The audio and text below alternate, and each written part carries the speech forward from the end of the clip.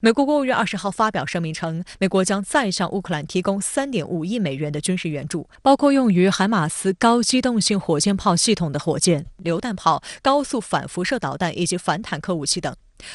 值得指出的是，英国国防部21号证实，将向乌克兰提供的挑战者2主战坦克配套弹药中包含贫铀穿甲弹。包括俄罗斯总统普京在内的多名俄方官员对此强烈谴责。普京警告称，如果这一切真的发生，这将意味着西方国家已开始联合使用包含核成分的武器，俄方将被迫采取回应措施。俄防长绍伊古也表示，英方的决定使得距离俄罗斯与西方国家间爆发潜在的核冲突越来越近。俄罗斯外交部发言人扎哈罗娃称，这是英国的又一次挑衅。We've seen the concerns we've expressed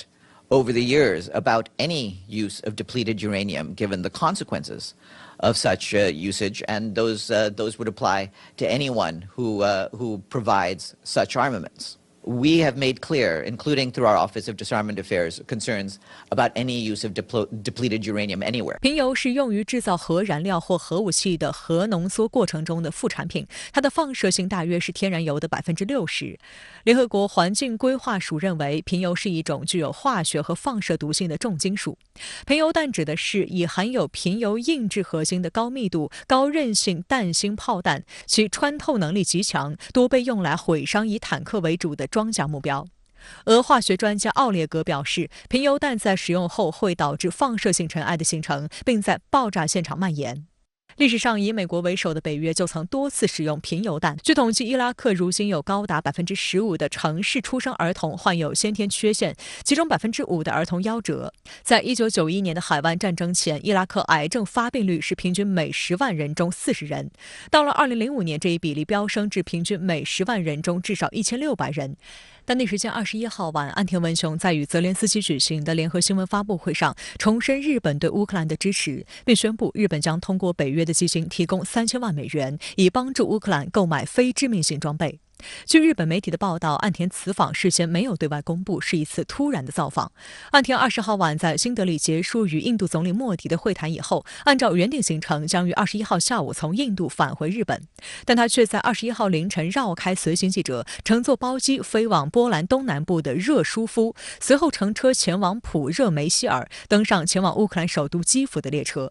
出于安全考虑，岸田此行乘坐的飞机并不是政府专机，而是一个能容纳10人的私人商务包机。随同访问乌克兰的人员只有官房副长官木原诚二、首相秘书官等10人左右。其实这次去这个乌克兰访问呢，它是提供了一些经济上的援助，一定程度上也是向美国为首的西方呢在献投名状。它的进一步的考虑呢，显然是这个进一步的改善日本的这个国际地位，实现它所谓的这个正常国家的诉求。分析称，日本是今年的7国集团轮值主席国，但此前除日本外的G7国家领导人都以悉数造访基辅，为此岸田无疑也会争取在5月的G7峰会前访乌。日本外务大臣林芳正日前也在电视台节目中透露，G7峰会拟将乌克兰局势和动摇的国际秩序列入议题。为此，日本正在协调邀请泽连斯基出席峰会。泽连斯基在联合新闻发布会上表示，已接受了岸田的邀请。Прем'єр-міністр Кішида запросив мене взяти участь у саміті Групи Семи, який запланований на травень в місті Хіросима, прийняв запрошення для участі в онлайн-форматі。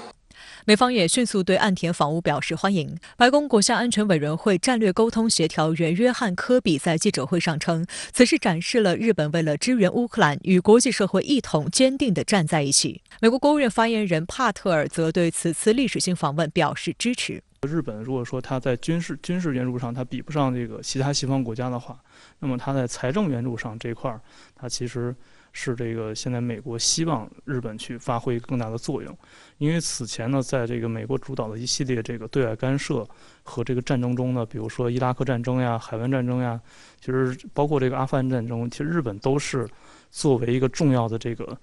金主在后边负责出钱的。不过，评论指出，岸田此访实属作秀，其目的主要还是要显示挺乌姿态，展现西方阵营团结援乌的立场。但这种会晤虚大于实，不会有多大实际效果，不会对俄乌冲突局势造成多大影响。